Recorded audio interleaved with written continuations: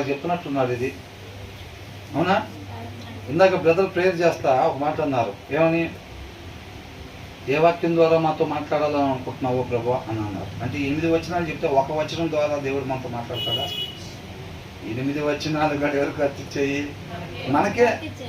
అవునా?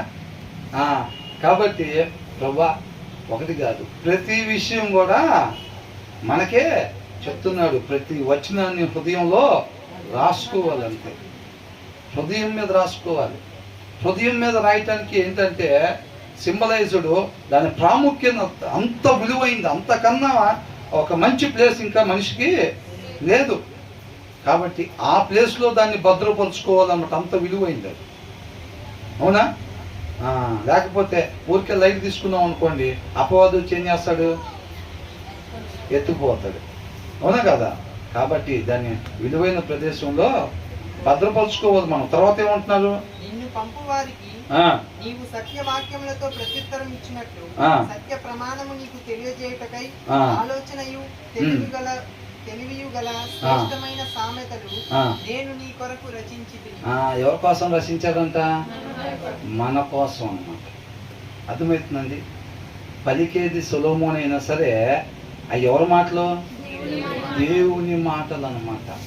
ఆయన కృపను బట్టి ఆయన వాడుకున్నాడు. అంతేనా?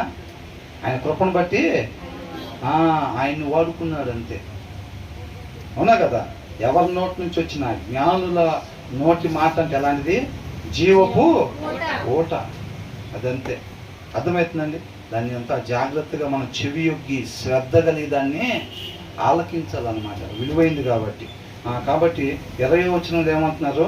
నిన్ను పంపు వారికి నీవు సత్యవాక్యములతో ప్రత్యుత్తరం ఇచ్చినట్లు సత్య ప్రమాణము నీకు తెలియజేయుటకై ఆలోచనయు తెలివియు. సత్య ప్రమాణం అంతా మనకి తెలియజేయాలని, మీరు ఉండాల్సిన ప్రదేశంలో తండ్రి దగ్గరికి మీరు చేరుకోవాలంటే ఇవన్నీ మీకు అవసరం. అందుకని నేను మిమ్మల్ని ఎత్తుక్కుంటా వస్తున్నాను.